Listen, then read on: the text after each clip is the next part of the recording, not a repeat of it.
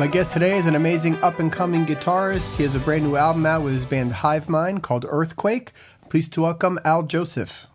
Hey there. Hey, how you doing? Oh, good, man. Just woke up, got my coffee, feeling good. How about you? I'm good. So, nice to meet you, man. Fan of your stuff. Got to listen to the new album, the band Hyvmine, the album Earthquake, I guess comes out tomorrow, January 19th. Killer rock, progressive metal, whatever you want to call it. How do you look at the music, and what sort of inspired that for you? I've always grown up on like the 90s stuff, POD, Korn, Creed, Alter Bridge, all these guys. And I caught the bug for the the virtuosity stuff later on with Joe Satriani. My dad had all his stuff. So I don't know. When you're a kid, you think the better you get, the more famous you're going to be, or the more successful you're going to be. And I'm not trying to be mega famous, but I am trying to do what I do and have it kind of pay for itself so that I can keep inspiring people. Yeah. So I decided to go a different route and just write straight ahead metal that inspired me, back in the day when I was a kid. And it's a great feeling to listen to it and just not have to think about, how the hell am I going to play this live, kind of stuff. So, yeah, I just want to write stuff that inspires people and just moves them to move their bodies and just gets them pumped and get them out of their heads. So. It's funny about you say that, because I always wondered when you hear bands like Dream Theater or stuff like that do what they do, which is amazing. If they ever sit back at 2 hours into a show playing all this crazy stuff they play, going, man, God, couldn't we just write something easier than this? It's so hard. Yeah, I mean, I don't know. I don't want to give the wrong impression. Your stuff's not easy to play. I mean, anybody that knows the stuff you're doing on your solos is insane. I appreciate that, man. It's funny because that stuff is actually from my solo record. So Shogun, Shift, Elysium, All of Creation, those are all guitar songs, actually, turned into full-on band songs. So, yeah, the solos are, they're crazy. But I don't know. I'm just glad I don't have to play a ton of different rhythmic this and that, crazy time signatures and all that. So. Yeah, it's fun. That is fun. So how long have you been? Was it just guitar? How long have you been playing? Do you also play piano, other things? Just guitar. I actually started out on drums. I got my first drum set when I was a kid, and I was going to be a drummer. I was going to be the lead singer and drummer of a band, and that didn't work out for obvious reasons. And then my dad bought himself a guitar, obviously never played it, so I played it and fell in love with the very first note I ever played on it. And it's been that ever since. So that and singing.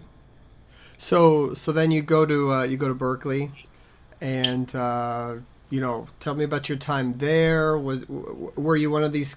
So I know they have these sort of practice rooms, right, that you have to go and reserve and go and play in. So some guys that go there go to class, and then some guys never go to class and just go to the rehearsal room, right? Is that sort of the deal? I don't think you can get away with that nowadays. I mean, I've heard all of the Dream Theater stories and all of that. The teachers going on strike. I wish they went on strike when I was there. But I was a Dean's List student. I'm a bit of a nerd myself, so I just love just diving into the craft of everything. But I was able to balance. I will say that Berkeley, I was there for 3 semesters, and I would say quitting when I did was the best thing I ever did for my career and my well-being. Not because the school wasn't good; it was just that I was ready. That's all. And I had a great time. I still have lots of friends there, lots of friends that moved to LA. So now I'm in LA. I still hang with those guys. But, if you want to go to Berkeley to hone in your skills, that's pretty much all you're going to be doing. Then you have to make it. Yeah. You know. So, how'd you get the band? So you meet up with a few guys at Hyvmine. At what point in your career did you hook up with those guys, and what made you want to make that band at this point? Yeah, well, you know, our drummer Fabrizio, he's a Berkeley student. I met him at Berkeley. We you know, party together and all that kind of stuff. And he's a cool dude. So, and a top level musician for sure. So, when I found out he was in the area, when we were looking for bandmates, it was the drummer that was the hardest, pretty much. It was a no-brainer for me at that point. So we're still trying him out, and we're all kind of trying out right now. This is a bit of a testing stage, whatever you want to call it. So, but yeah, so that's him. Alon, he plays for Neely Brosh's band. I don't know if you know of Neely Brosh. Sure. She's yeah. Okay. So he's the guitar player in that band, and he came and auditioned when I was doing my solo album stuff, and he nailed it. He killed it. The guy always comes prepared. He knows his parts. Yeah, he's great. And then our bass player is my brother. Oh, okay. So right. Yeah, we've been playing for. Him and I have been playing together since we were little kids. So it's just a no-brainer. He lives here now with me in my place, so it's a no-brainer. That's awesome, man. What about some of your guitar heroes? Who have you had a chance to play with some of these guys at different, showcases, live, whatever? Not yet. I'm actually going tonight to see two of my favorite guitar players of all time, Joe Satriani and John Petrucci. Oh, the G3 show. Nice. Yeah, I'm going to that. Yeah, so those guys, so Joe Satriani, it's a crazy story, and I love to tell it like this because it still amazes me.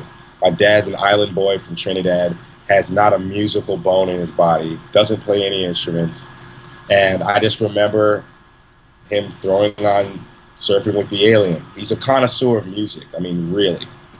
And I just remember going through his stuff, even though I wasn't supposed to, digging through his lockers and stuff for CDs and having all this Joe Satriani.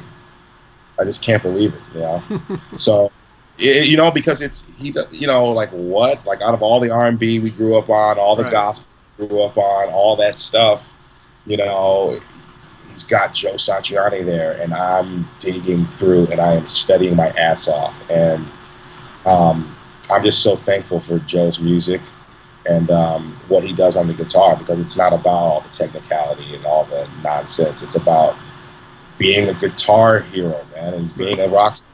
And that's the vibe. So I love him for that. And I met John a bunch of times, which is awesome. Yeah, John I would imagine. All these guitar players, they all get to know each other at some point. So.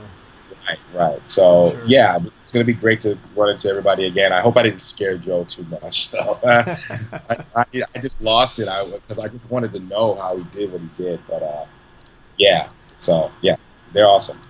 That's pretty cool. So, also you have NAMM coming up. So, most people know what NAMM is at this point. All the musicians go for their new gear, and companies like Gibson, Fender, all these guys present their new stuff for the year, and it's massive and it's huge and it's crazy. So what's that like for you? I mean, which guitar company are you with, and then I guess are you doing some showcases for them?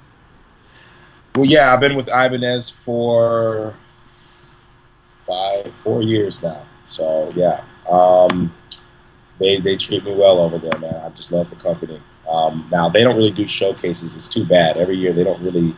Their booth is so huge, and they don't really have guys come out and play. But I think I'm going to be. My poster is going to be on the wall this year, which is pretty cool. Nice. And it would be. Yeah, we're working on my signature model and stuff right now. I actually have my copy of it. And, yeah, they're just treating me well over there, man. I really appreciate the support. Laney. That's a lot of fun. That is cool. Yeah. I used to go there. I was there a few times, and it's just an endless amount of guitars and drums. And what made me laugh was you walk around, you figure, okay, it's all the guitars, it's all the drums. Then you go to because they have a kazoo section. It's crazy. Like, what do you need this for? But yet there it is. There it is. That's wild. That's great. So, what's the next, few months? I mean, you got the album coming out. You got, shows lined up. Are you writing new material? What's coming up? Yeah, we have George keeps us busy, man. I mean, look at my face right now. We have an EP we're working on because we really want to kind of show off what we can really do, as musicians. Just a little fun thing with a couple acoustic songs. We have an acoustic set we're coming up with. We're playing. We have a beer coming out at one of the local breweries. Oh, really? Which is really fun. Yeah, and we're playing acoustic sets over there. What else? Well, we have some news that I can't really talk about right now officially, but All right. it's really potential. I mean, really, really excited about it. So there's that. Things are moving right along, man. I mean, Very cool. I'm so thankful to have George on board and have him believe in me this much. Hey, well, he's worked with the best of the best, so you're in good hands. And look, the album sounds phenomenal. Anybody that wants good, I don't know how to describe it, just powerful, kind of heavy prog metal stuff with great vocals, melodies, killer solos. This is the band. So Hyvmine, Earthquake, January 19th.